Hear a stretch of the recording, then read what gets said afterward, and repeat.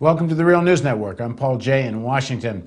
When the mainstream media covers the crisis in Europe, there's sort of a truism underlying most of the reporting, and that is overspending by governments, wages got too high, too much social safety net. All of these contributed to people, quote unquote, living beyond their means, governments living beyond their means, and that's the underlying reason for the crisis. Well, is that borne up by scientific research? If you actually do the numbers, is that really the cause of the crisis? Well, our next guest suggests it's not the case. Now joining us from Mexico City is Professor Carlo Panico. He's normally in Naples. He's a visiting professor now in Mexico City. His full-time job, he's a professor of political economy at the University of Federico II in Naples. And he recently published a paper at the Perry Institute called The Role of Institutional and Political Factors in the European Debt Crisis. Thanks very much for joining us, Carlo. Thank you very much. All right, so, I mean, the gist of your paper, at least the beginning of it, of the gist of it, is that this idea that, you know, government spending beyond their means and too much social safety net and all this, that this really isn't the underlying cause of the crisis. So what did you find when you look into this issue? Well, what I find is that is the rhetoric of the political economy, which is presented by media mainly, but you don't find this sort of explanation in the scientific literature. In the scientific literature, they are much more cautious and analytical, and they see that the problem comes from the way the European Monetary Union is organized. The European Monetary Union is organized in this way. I mean, we have 17 countries belonging to which have adopted the euro, this new currency, and they are within a larger area which is called the European Union, formed by 27 countries. Within the European Monetary Union, the 17 countries have adopted the area. They have one but they have the monetary policy is a single monetary policy. You have just one monetary policy, which is decided at the supranational level, at the European level, but then the fiscal policy is conducted at national level. So you have this disparity, which is unusual in other countries. Normally you have the monetary authority and the fiscal authority, they are the same national level. This has not happened in the European Monetary Union. So what you need is a process of coordination between the supranational level, European level, and the national level. And this causes a big problem, which is called the moral hazard problem, in the sense that the national government may misbehave with respect to the decision taken at the European level. When the central banks stabilize the interest rate all over the 17 countries, I mean, the national government can use the funding of the coming from Europe, from the European level, to favor their own electors. So to increase their expenditure in favor of their own electors, and this increase is financed by all the other elections of the European Union, of the European Monetary Union, the euro area, let's say. So you try to stabilize the interest rate at European level, and then this causes an incentive for the national government to misbehave. And this is what is called the moral hazard problem.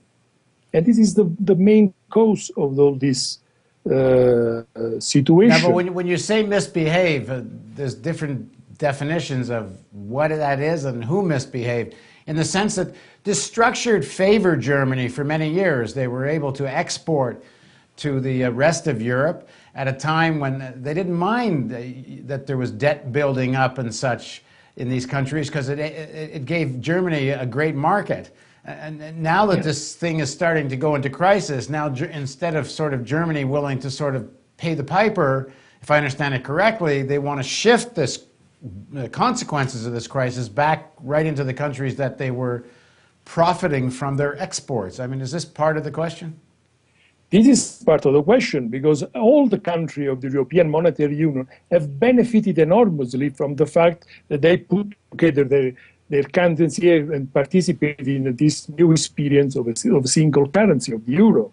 So all the people, all the firms producing goods took advantage of the fact that they do not have to run the risk of the exchange. So there was no more risk of that the exchange rate could change. So there was a huge increase in commercial integration within the euro area. We must consider that 70% of the international trade of this country are within the area. So they are all integrated. But now there is a tendency to believe that there may be problems to each country coming from the misbehavior of the other governments. And this is the source of all the difficulties. So now, one of the points you make in your paper is that in 07, 08, when it came time to bail out the banks and the banks were in crisis, this structure had no problem responding very quickly to make sure the banks were saved.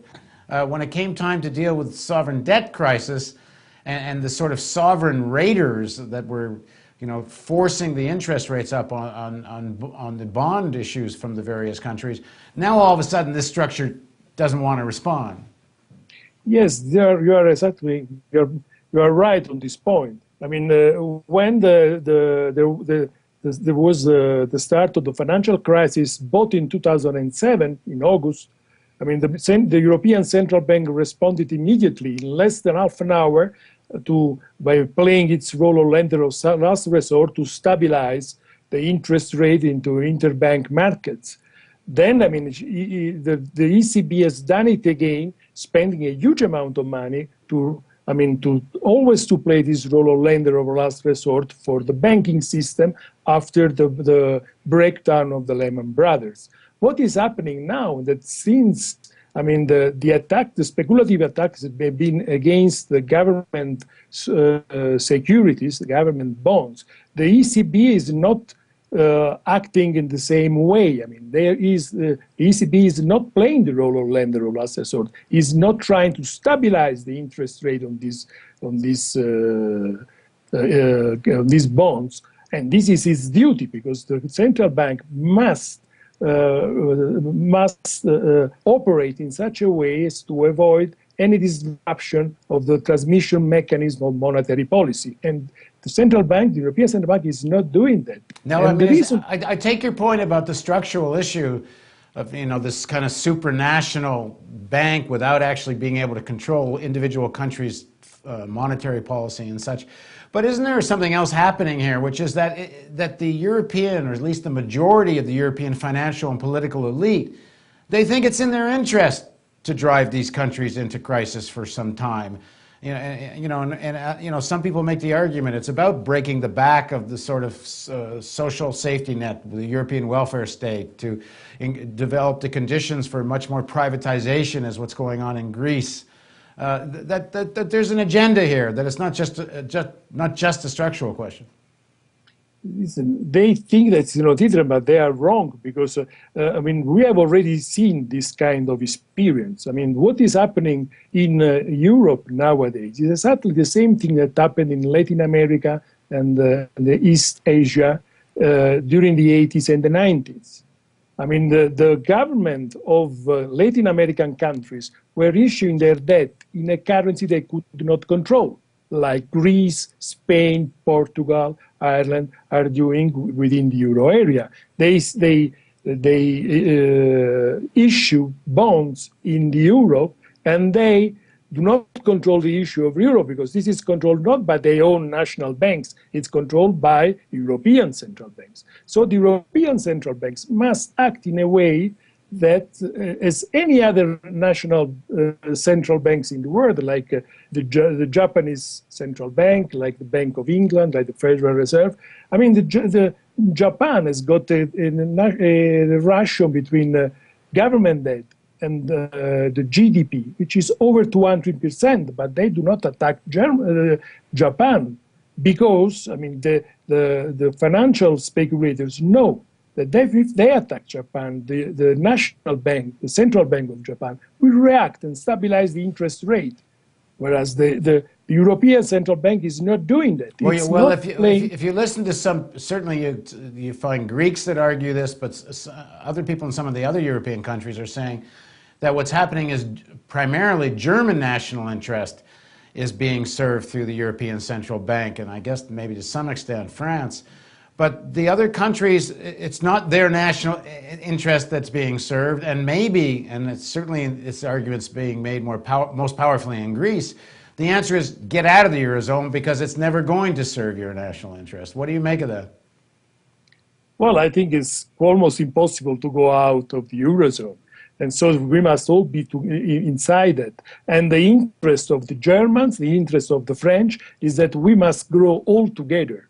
There is no way of coming to have more stability, more growth in Europe without a policy which involves all together, all the country together.